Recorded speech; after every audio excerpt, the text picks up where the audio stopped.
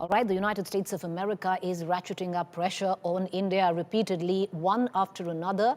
The Trump administration officials have come out in open criticism of the President of America.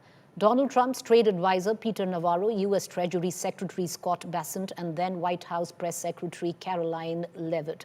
All of them have alleged that Indian arbitrage of Russian oil is unacceptable, underlining Washington's stand that New Delhi was fueling Moscow's war economy.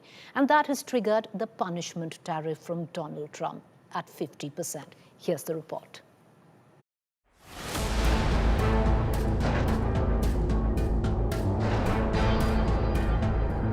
The American President Donald Trump decided to raise tariffs on India to discourage Russia from continuing its war in Ukraine. Look, the president has put tremendous public pressure to bring this war to a close. He's taken actions, as you've seen, sanctions on India and other actions as well.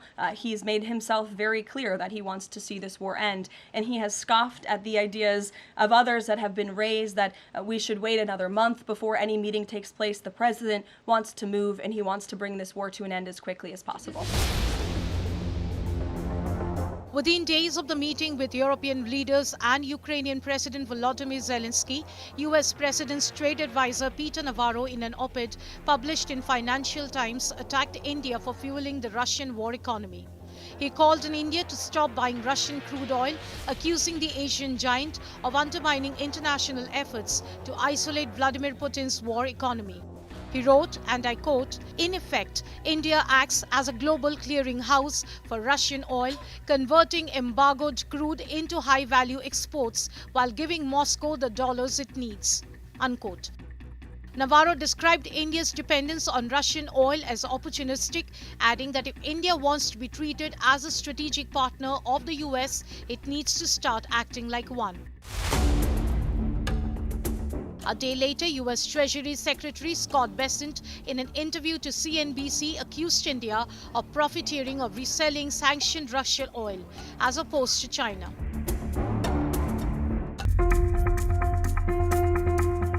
The Donald Trump administration has designed to put secondary pressure on Moscow by slapping tariffs on India.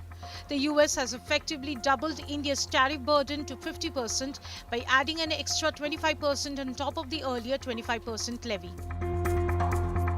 Bureau Report, India Today. All right, we have a special guest this evening. Joining me is former National Security Advisor for President Trump in his first term, Ambassador John Bolton. He's joining us live. Thank you, sir, for taking the time out and joining us live and taking our questions back home in India. My first question, sir, and I want to take it off from the meeting of President Trump with President Putin. Now, President Trump, Mr. Bolton, laid out, if one can call, the red carpet, welcomed Putin in Alaska, a military flyover, a ride in the presidential limousine, completely courted Putin, possibly ending his international isolation. According to you, Ambassador, did Putin clearly have the upper hand? Something which has been criticized by Trump, of your opinion. Yeah, I think Putin has been able to reestablish in Trump's mind that they're friends again, and Trump sees international relations through the prism of personal relations. And I think Putin has demonstrated again his KGB agent training in his efforts to manipulate Trump. So I think that the Russians have escaped Trump's threat of additional sanctions on purchases of their oil and left India as the only country, not China, not Russia itself, not Turkey, not others, that have been subjected to sanctions. To be clear, I think the purchase of Russian oil and gas is something India should move away from. But part of the problem here is the way the sanctions themselves have been set up. And if Navarro and Bassett have trouble with that, there are things they can do to change the sanctions and then give India a chance to comply. Well, Ambassador Bolton, I'm glad you're saying it for what it is, as sanctions and not tariffs, of what is the official communique on that. But taking off from the meeting with President Trump and President Putin. Now, one thing is very clear, there is no ceasefire yet. Talks will have to take place even as the war is on. Putin seems to have made it very clear, and it's evident that his peace plan is practically exactly the same as what was the original Kremlin stand. So nothing really has changed where Putin comes from. No, Putin hasn't changed a bit. His objective is still to reincorporate Ukraine into a greater Russia, to recreate the Russian Empire. Putin's been telling us this publicly for 20 years. No surprise. Mm. Now, do you see President Trump here completely blinded by possibly the lure of a Nobel Prize being manipulated by President Putin? Well, I think everybody's trying to manipulate him. They can all see that he wants the Nobel Peace Prize, but I think the European leaders and Zelensky came to meet with Trump on Monday to try to provide a vaccine or an antidote to the meeting with Putin in Alaska the Friday before. And I think this is now going to go back and forth. I don't see any substantive change by anybody. And I don't blame the Ukrainians. If I were in their shoes, I wouldn't concede anything either. But I don't see the basis on which negotiations can proceed. What Trump wants to do is kind of bounce everybody into an agreement that he can then take credit for. If it falls apart later, I don't think he's so worried about it. He can then blame it on other people. But he wants this to add to his list of accomplishments, like solving the a conflict between Pakistan and India a few months ago, that make it 7 wars out of 7 this year that he's ended. The record doesn't demonstrate it, but this is Trump, the PR expert, trying to campaign for a Nobel Prize. You know, because if you did look at it, Ambassador Bolton, and maybe you can weigh in on it, because it did seem that President Putin wanted to talk about everything else but Ukraine. He really did not want to address the situation in Ukraine. He's very happy the way things are, it seems.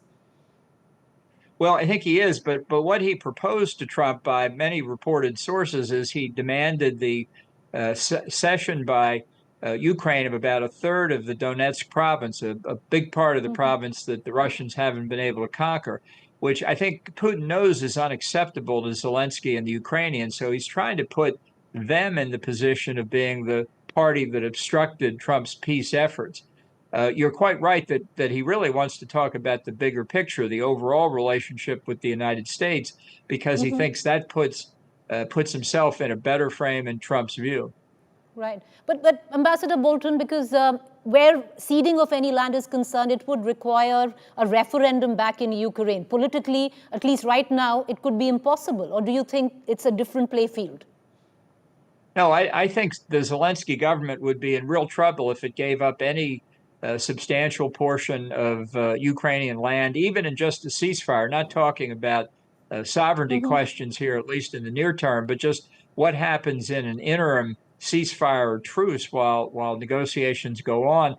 I think Zelensky would be hard-pressed to give up anything. It's true that polls in Ukraine show a very, very large percentage of people want to have peace. Why wouldn't they after 3.5 years of attacks on their civilian population by the Russians? But equally high numbers show that they don't think that Russia's aggression should be rewarded. Ambassador Bolton, you know, European leaders that we saw sought security guarantees for Ukraine very similar to Article 5 of the NATO treaty, which would mean any attack on Ukraine will invite retaliation from NATO countries. However, you have President Trump that's clarified in an interview that it cannot be NATO. Trump has added that US troops won't be stationed in Ukraine. Has he once again, somewhere down the line, thrown Europe under the bus? Well, I think it has been his position and reaffirmed this week as well that he doesn't want American boots on the ground in Ukraine. It would have to be Europeans. And although there was some talk of American air power, it's very unclear whether Trump means American combat aircraft or American cargo aircraft to carry in supplies for whatever European may be on the ground. This is all very unclear. And it shows why, despite all the diplomatic effort, all the pomp and circumstance on the substantive questions of how a truce or a final agreement would look like, they're just nowhere near it. Ambassador, I was reading your opinion piece after the Alaska summit. You seem to have argued that Ukraine needs now firm assurances of continued US and European military aid. Trump has since said security guarantees would come from Europe in coordination with the US, ruling out ground troops but leaving open the option of air support. Do you believe this approach can realistically work, or do you think it's a far cry? Well, I don't think Trump is fully aware of exactly what he's promising. I mean, he has said on the positive side that we would continue to sell equipment, weapons, ammunition, and the like to Europeans who could then pass it on to Ukraine.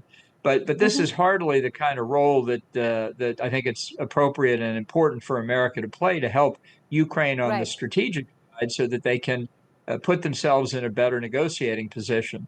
And I Um, just don't think Trump's thinking through the specifics. But, Trump is known, Ambassador, for his transactional diplomacy, especially in the recent past. Ukraine has offered now to buy arms worth $90 billion. Will that sway him? Yeah, I think he's very happy about that, but I think he recognizes that he still hasn't brought the two parties closer together. And in fact, this morning in Moscow, Russian Foreign Minister Sergei Lavrov was quoted as saying that Russians are not going to accept any security guarantees or forces in Ukraine that they haven't participated in helping to shape. Now, that's a pretty outrageous demand, but I think it also shows once more that the Russian position is just as firm as it was before last Friday. Ambassador, I'm just going to take 2 or 3 questions from you regarding the geopolitics of it and implications of it where India is concerned. Now, experts seem to suggest that US President's tariff, along with perceptions of a very diminished American role in the Indo-Pacific partnerships, have accelerated efforts to stabilize an India-China relation. In the past, and you'd know that Washington has actively encouraged India to counterbalance Beijing in the region. Now, how do you view the recent thaw in India-China ties? Of course, we are coming off Operation Sindoor, where we actually thought we fought a proxy battle with China and not Pakistan. Yeah, look, I think the reaction in India to grow closer to China and Russia is very unfortunate, and that's why this question of the sanctions against India alone, not Russia, not China, not others, pose more problems than they solve. I think you have to look at the long term here, and that is that China is the principal threat in both East and South Asia, and its increasing axis with Russia puts Russia increasingly on China's side. I think that's the strategic future, and I think that's what India should be focused on. But the hypocrisy of America has put India in a situation where, China continues to buy oil from Russia, but we face tariffs in the form of sanctions.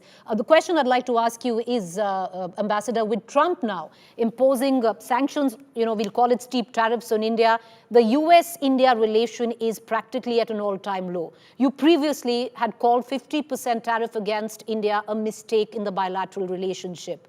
Can there be a reset in India-US ties?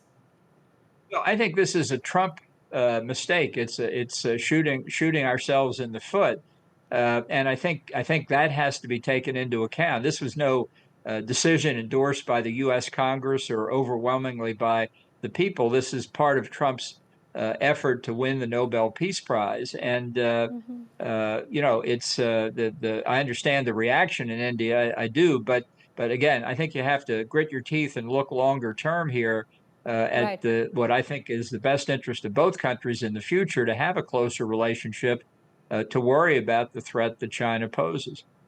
Ambassador, my final question, while India-US ties are under strain clearly, there seems to be, which has made us rather uncomfortable, an increasing bonhomie between US and Pakistan. Now, how do you view the US-Pakistan ties right now, and what could be the future geopolitical dynamics of that concerning India? Well, I think again, this perhaps stems from the controversy over the terrorist attack in Kashmir and Trump taking credit for resolving and lowering tensions between Pakistan and India. I think a lot of people around the world were concerned about it. I think obviously, as in the case in 2019 in the terrorist attack in Kashmir, where I participated, these were decisions primarily made by India and Pakistan in their own good judgment. So it's important to try and keep this in perspective, and to remember that Trump is an aberration in American politics. And although we've still got 3.5 years to go, I concede that that's not necessarily the permanent direction of U.S. policy. Ambassador, appreciate you taking the time out and joining us. Thank you there. We appreciate your time. Thank you for having me. All right, viewers, let's quickly move on to the other big development today. The NDA candidate nominee for vice president filed his nomination. Vice presidential election 2025 is clearly now South versus South. Today, like I pointed out, BJP-led NDA named Maharashtra governor, former Tamil Nadu BJP president C.P. Radhakrishnan as its vice presidential candidate. Opposition parties have fielded Supreme Court Judge Justice B. Sudarshan Reddy from Telangana as its candidate for the upcoming vice presidential elections. Tomorrow is going to be the nomination of the UPA, or rather the opposition candidate. NDA candidate C.P. Radhakrishnan filed his nomination earlier on Wednesday, with Prime Minister Modi by his side as the chief proposer.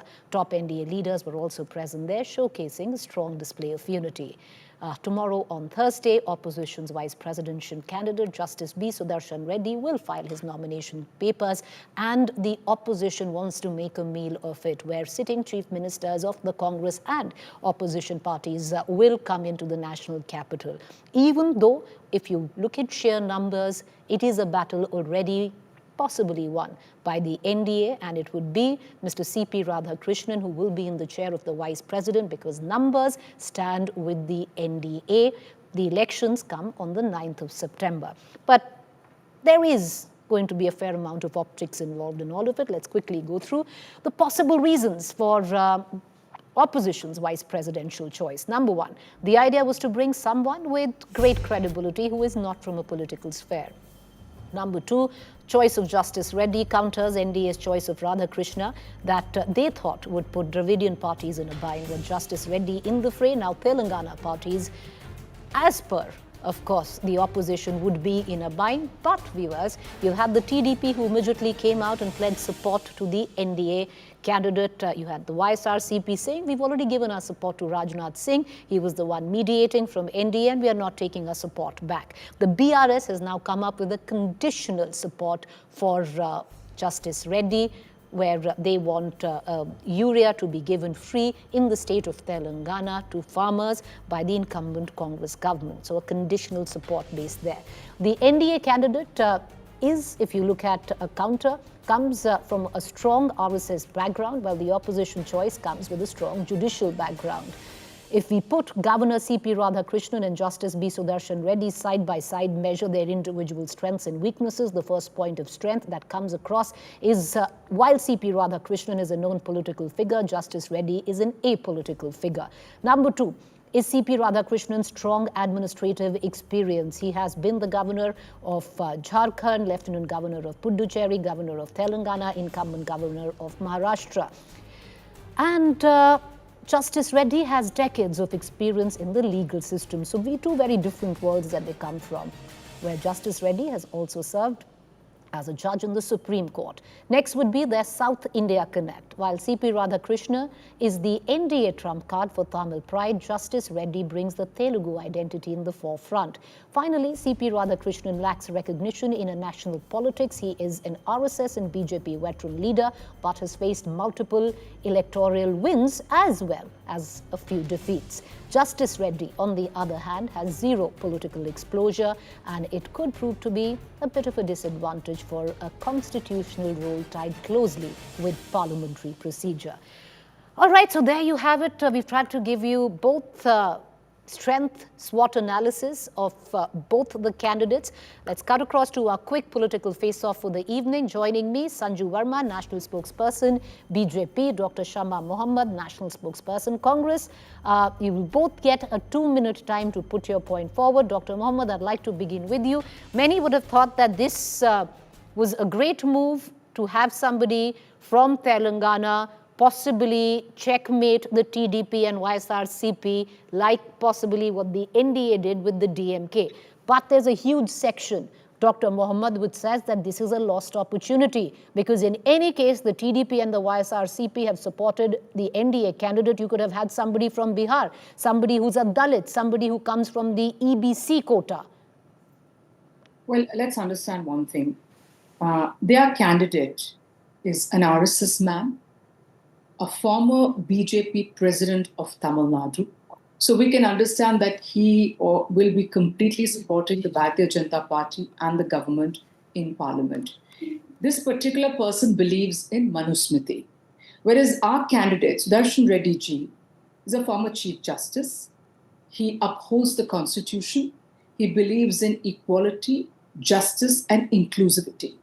We know that at this point of time, the integrity of all our institutions are in danger. ED, CBI, NIA, IT, everything is taken over by this government, including the Election Commission.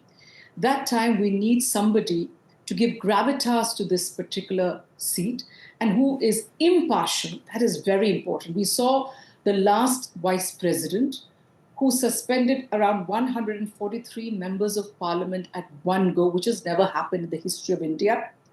Bills passed in the din. Constitution, for example, now Constitution Amendment Bill brought in one day before the session is getting over. Many bills not even passed on to the standing committee. 70 ordinances passed in the past 10 years or 9 years. Sorry, 7 years they passed 74 ordinances. So we want a system where it's a democratic system, where the vice president of this country is non-partisan and believes in democratic principles and wants to uphold the constitution. We know the Bharatiya Janata Party wanted to cross 400, 400 par. Why? Because they wanted to change the constitution of this country. And we know that from many of their leaders, including the deputy CM of Rajasthan, had said it on live television. So we want somebody we believe that there is a way, there will be people who will support him. There is definitely, he is Andhra's pride as well as Telangana's. So definitely there's the TDP, there's YSRCP. So, but Dr. Mohammed, the TDP has already said very clearly that they are not supporting the opposition candidate, that they're going with the NDA candidate. The YSRCP has made it clear that we've pledged support to the NDA candidate. We stand with the NDA candidate. I'll circle back to you with the question because there is a big opinion that this was a lost opportunity. In any case, you don't have the numbers in the House. You would have lost this election. Optics would have demanded, and possibly an election in 2 months in Bihar could have demanded you pick up a Dalit or an EBC candidate from Bihar to get the optics right. I'll come back to you on this. Let's bring in Sanju Verma if we have her. Okay, do we have Sanju Verma? All right. We're going to get in Sanju Verma, but I'll give you the opportunity, Dr. Shama Mohammed, to make your point on this. Wasn't it a better pick to maybe get somebody from the state of Bihar? You have an election in a month and a half. You're fighting, on the SIR cause there. You could have got somebody who's Dalit. Here you've picked somebody who's from the upper caste. Yeah, one more thing before I come to that. I know that Sanju Verma is not here, but after she comes in, I'm not going to be staying till the debate is going to be delayed because of her. I'll have to leave.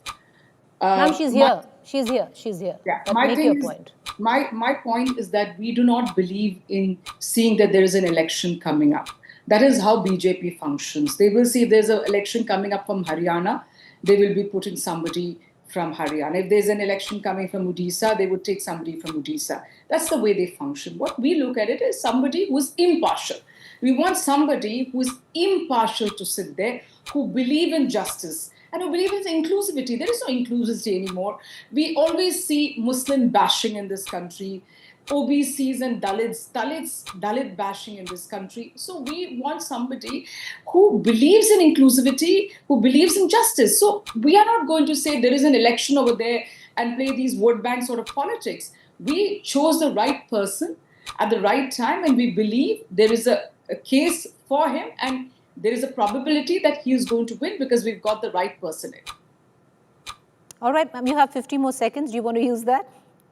No, let her speak. Okay, fine. That's very magnanimous. I want to go and bring in Sanju Verma into this conversation. Sanju Verma, the fact is many thought that you tried to checkmate the DMK. You have an election next year, razor sharp messaging there that puts DMK in a spot. DMK had been asking for representation. You gave the DMK representation. Could they deny it? Well, lo and behold, the same question was put to your closest ally, TDP. So that in itself gets negated, Sanju Verma. Preeti, first and foremost, my apologies to all of you for being a tad late. Coming to the, moot question that you asked me, I think first and foremost, let's get one thing very clear. There is, a membership of 782 members in the electoral college, which will elect the vice president. The number that the BJP-led NDA needs is 392. Now, how many members does the BJP-led NDA have? It has 426 members vis-a-vis the 392 that are needed, which means we actually have 34 more than what we need if we have to win the vice president's election. So the first point is, when it comes to numbers, the BJP-led NDA is going to have a smooth sailing on this count. CP Radhakrishnan will be the next vice president of India. The second point I want to make is this. Why not somebody from Tamil Nadu? Is it because of an eye on the 2026 Tamil Nadu Assembly election? I say no. But even if the answer is yes, what's wrong in it? I mean, we are in politics to ensure that, our own people are there in positions of power to ensure that the policies that we believe in, which is basically Sabka Saath, Sabka Vikas, Sabka Vishwas and Sabka Prayas, those are consummated. Then the third point I want to make is this: BJP Preeti walks the talk. We ensured that somebody from the minority community, a Muslim called APJ Abdul Kalam, became the president. When the first Dalit president, K.R. Narayanan, was the Congress's candidate, the BJP supported him unconditionally, setting aside ideological differences.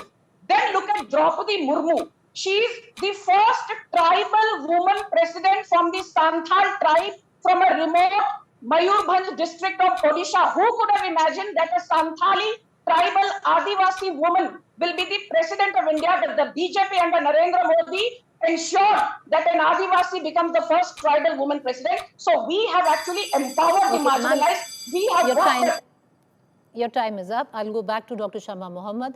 Dr. Mohammed, the fact is, if it was a move which clearly there is strategic politics involved behind the move, which was to pick somebody from the state of Telangana. But it hasn't quite worked, at least would you agree, even if it was symbolic or tokenism.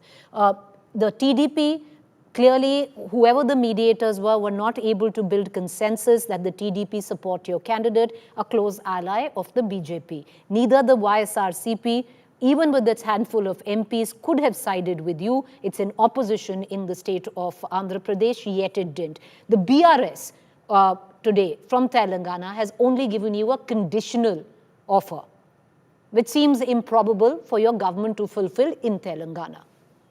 Okay, so let me get one thing very clear. She said, why not a Tamilian? We have nothing against a Tamilian. I mean, full respect to Tamilians. Of course, for them, for all of us, there's a Tamil Nadu election next year. But the thing over here is, why an RSS man? Why a former BJP president? They could have selected some other Tamilian. There are many others in Tamil Nadu they could have selected. They selected a former RSS man so that he's a puppet and he listens to whatever they want to. And they can function according to what they want. Now she mentioned Abdul Kalam. What is the point of symbolism, Sanju Verma? When the Prime Minister of India in the last election says, Congress party बहस को लेके मुसलमानों को देंगे, Congress party mangalsutra छीन के मुसलमानों को देंगे. Every other day you bulldoze houses of Muslims, you take them and put them behind bars. There were 2 cases in Maharashtra, 2006 bomb blast and the Malegaon in 2008. When the result of the 2006 came, Devendra Fadnavis was quiet. I mean, when it came out, he went to the Supreme Court to file against it why they were acquitted. 2008 Malegaon blast, when they were acquitted, since it was Pragya Thakur, he was quiet. So what are you saying? Where have you stood with the Muslims in any way? We don't want symbolism. Where have you stood with Dalits in any way? Dalits are being killed left, right and center in northern India. They cannot ride horses. They cannot go to wells. Where have they? You have taken away their forests and given it to the Adivasi forests have been given to business people. So where have you protected them? Symbolism is not what we believe in. We believe in empowering, and that's why we have chosen Sudarshan Reddy ji, because he's a former Chief Justice. He knows what are the rights of people. He will be not partisan, supporting us or them. He will be, equal. He will give justice to everybody. He will. Okay. Ma'am, your time is up. The critique also, Sanju Verma, you say you've picked an OBC, but the OBC that you have picked is one of the strongest castes right now in Tamil Nadu. Annamalai comes from the same caste as Mr. Radhakrishnan. EPS comes from the same caste as Mr. Radhakrishnan. So really, this particular segment of the OBC is not backward. Number two, Sanju Verma, the fact that you say he represents the common man, you have Mr. Radhakrishnan, who is an astute and an exemplary industrialist and a businessman. If we get into his business empire, it's a different thing. Number three, he is a dyed-in-wool RSS pracharak from the age of 16. So when the opposition makes a point that it's the House of Elders, it's the upper house, you could have chosen anyone from any field, why him? Preeti, now let me answer everything pointedly. First and foremost, Shama Mohammed said, Prime Minister Modi undermines Muslims. What have you done? You only intimidated them. Here are the hard facts for your audience. Let them be the judge. 31% of Pradhan Mantri Awas Yojana allocated for minorities, especially Muslims. 33% of Ayushman Bharat Yojana allocated for minorities, especially Muslims. 36% beneficiaries of Pradhan Mantri Ujjwala Yojana are Muslim women. 37% beneficiaries of Pradhan Mantri Mudra Yojana, the world's largest self-employment scheme, are Muslims. Under Pradhan Mantri Narendra Modi's first term, 3.7 crore children from minority community, including Muslims, were given scholarships for higher education. And in Prime Minister Narendra Modi's second term, that number of scholarships to minority children went up to 5.8 crore people. And in the third term, it will only increase exponentially. Now, the other point. So, what if CP Radhakrishnan is a RSS veteran? CP Radhakrishnan was also the Tamil Nadu BJP president from 2004 to 2006. He is somebody who has organizational experience. CP Radhakrishnan was also two-time parliamentarian from Coimbatore, so he knows the lay of the land in terms of how the parliament functions. CP Radhakrishnan is also somebody who's a die-hard loyalist. When in 1999, Jayalalitha brought down the BJP-led NDA government, she asked CP Radhakrishnan to switch over. He refused to. And I say BJP rewards loyalists like CP Radhakrishnan. That is something that needs to be applauded, not condemned. And my final point is this. You talk that BJP does not, empower Dalits. Himmat hai, to Siddharamaiah ko Karnataka se nikal do and make G. Parameshwara, who is a Dalit, the Chief Minister of Karnataka, remove Revant Reddy as the CM of Telangana and make Mallu Bhatti, who is Mallu Bhatti, the Deputy CM of Telangana and a Dalit. Himmat hai to Mallu Bhatti ko Telangana ka CM banao. So you need to walk the talk, not the BJP.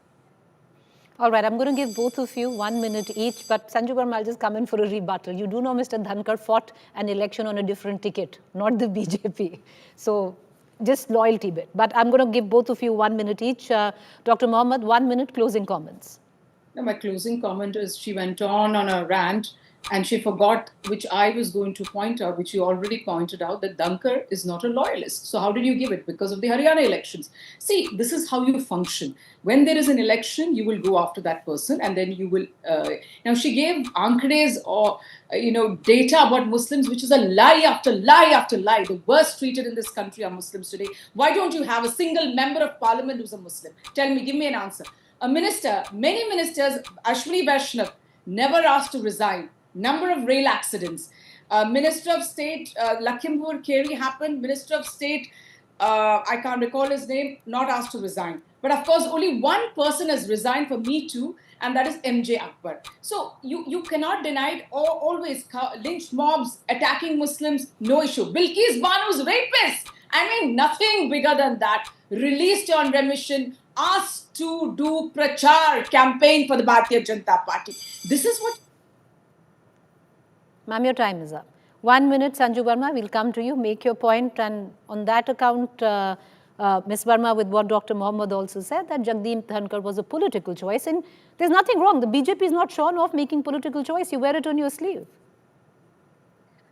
Preeti, this is a very sane debate. So I don't want to come down to that level, Pratibha Patil, who was the first woman president, her only claim to fame was that, she was the chef of Sonia Gandhi. I don't want to reduce the debate to that level, but here I will not take kindly to statement that Muslims are being marginalized. If they are being marginalized to some extent, I think the big problem lies with educated Muslims who do nothing for the marginalized lot.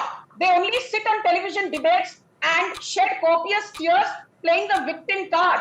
I think educated Muslims need to stop playing the victim card. People like Shama Mohammed do nothing apart from sitting on television and saying, "Arey, hamare saath bura ho gaya, rone lagti hai, hamara kuch nahi hua." Learn to fight for your rights. Stop playing the victim card, because you will only empower young Muslim women if you do something for them, not sitting on television debates and crying like a failed loser, which is what you are. All right, ma'am, the time is up and I'm going to leave it at that. Once again, I urge both of you not to get into personal attacks. It's something which really doesn't cut it. To be honest, the viewers hate it, but it's your choice. I'm going to leave it at that. Thank you, both ladies, for joining us, putting their party perspective forward.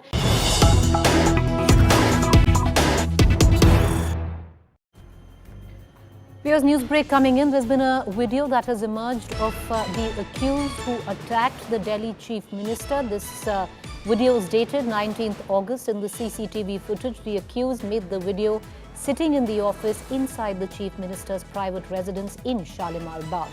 This was not a normal and ordinary attack, but clearly a well-planned attack. Those visuals you can see of the same gentleman or the man who attacked the Delhi Chief Minister. Clearly not a gentleman. All right, so this is the video of the man who attacked the Delhi Chief Minister this morning, wrecking the area outside the private residence of the incumbent Delhi Chief Minister. You see him outside her residence and then sitting in the waiting area of the same residence. What happened? A shocking breach of security at the Delhi Chief Minister's residence.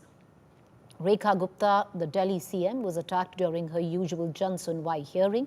India Today now brings you an inside story of that one moment or 1 minute of horror that unfolded at her residence and the chilling twist that followed. हाँ, अब बात मेरी हो रही है, तो समझ लो असली बदलाव शुरू हो चुका है. A routine Jan Sunwai at the Delhi Chief Minister's residence, and then a shocking breach of security. An attack on Chief Minister Rekha Gupta herself.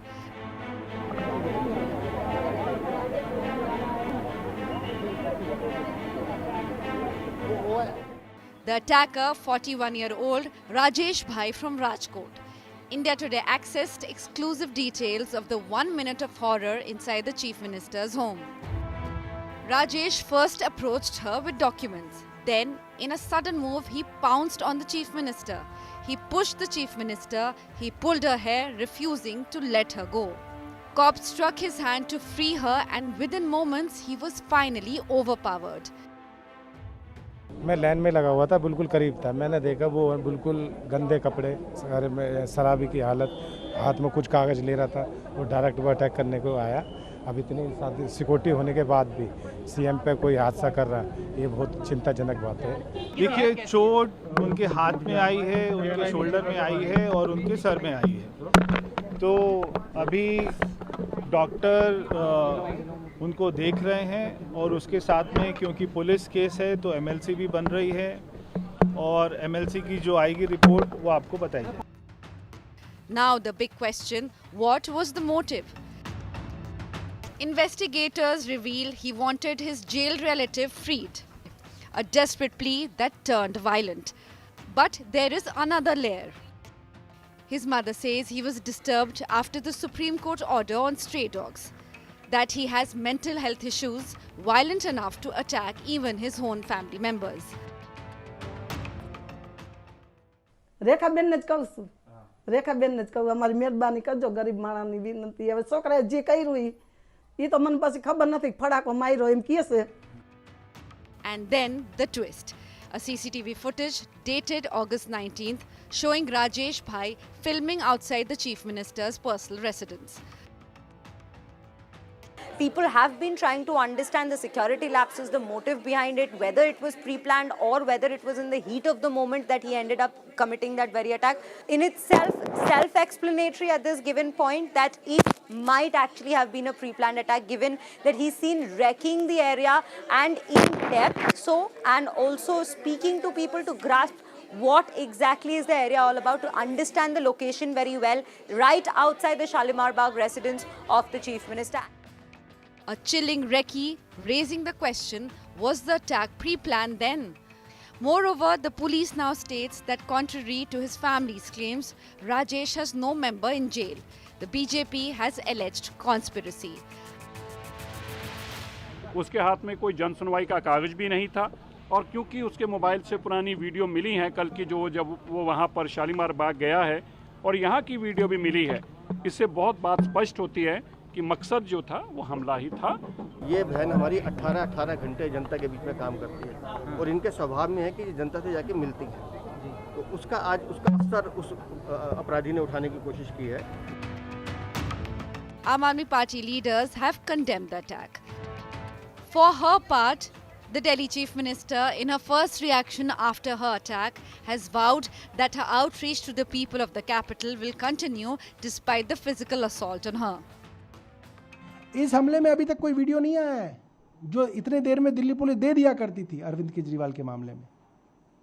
कोई सीसीटीवी फुटेज नहीं आया है, तो हम चाहेंगे कि वो फुटेज वगैरह भी दी जाए ताकि आरोपी को लोग भी पहचान सकें और उसके विषय में अगर कोई जानकारी है तो लोग दे सकें। As the probe deepens and Rajesh remains in custody with attempt to murder charges now filed against him, one question towers above all. How safe is the Chief Minister in her own home? Bureau Report, India Today.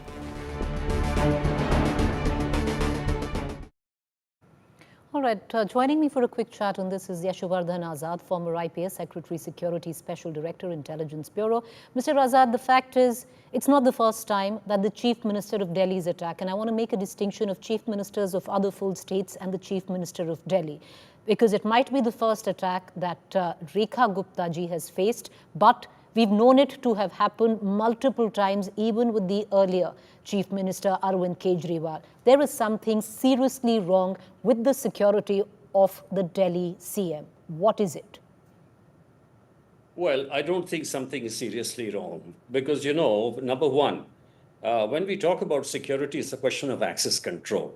The access control means that right at the gate, only those people go who are allowed to enter. This man didn't carry a weapon. So till that extent, it was perfect. The second is that because she's a Z, now this is the technical part, being a Z plus protectee, she needed one layer of security before she met anyone. The problem with all the chief ministers is that they dispense with security around to have a closer interaction with the people. And that is why it has happened every time. In Bihar, there was a chief minister who was slapped with coal tar when he went to the Nakshal belt in front of so many people. Now, the question is, whenever you have Jan Sunwais like this, and I have attended many, there should always be a rope line strategy. That means people who are coming. For example, if this man is suffering from mental health issues, more the reason the CM should be protected, because he could have even grabbed her, neck. So it's a very, very serious and an unfortunate thing which has happened. If you have a rope line, there should be just a distance, at least of 3 to 5 feet between the person and the CM, and the police fellows should be the last line of backup. In this particular case, unfortunately, the politicians dispense with that, and they should never do that. And even the security man should stand firm. That is what has exactly taken place and which has resulted in this unfortunate incident. So, Mr. Azad, you're not making a distinction between other states and Delhi, because usually it is seen that Delhi chief ministers, seemingly, and correct me if I'm wrong, sir, have weaker securities than other states.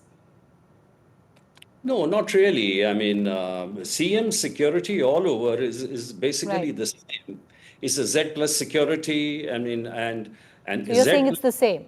Yeah, Z plus category is from the yellow book, so everything is the same. It depends how you conduct the security drills and how you do it on ground. Right. I'll ask you a quick political question, because in all of this, the Aam Aadmi Party has jumped in and said, where's the video? You've already slapped the person with an attempt to murder charge, and everyone should have access to the video, because earlier on in the times of Arvind Kejriwal, whenever he was slapped multiple times. There was ink sprayed on him multiple times. The video was readily given out by the Delhi police. Yeah, I think, but in any case, whoever is the CM, the video should be released. I mean, if it happens in America, you saw the case of presidents, when something happened like this, it was released. And I think it should be released for people to see. All right, Mr. Raza, thank you for taking the time out and joining us on this debate, or rather your opinion on it. Thank you, appreciate it. With that, viewers, it's a wrap. Thank you for joining us.